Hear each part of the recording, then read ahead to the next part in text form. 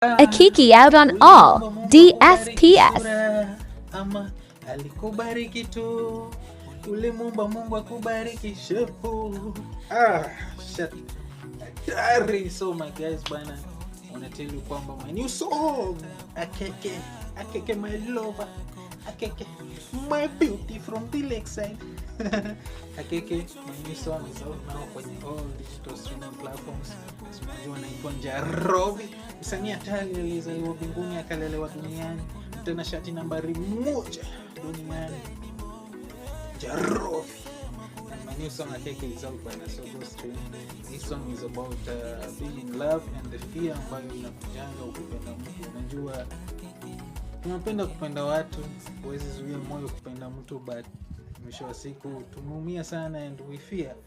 So this song is all about that. But let's fall in love bana. Let's fall in love.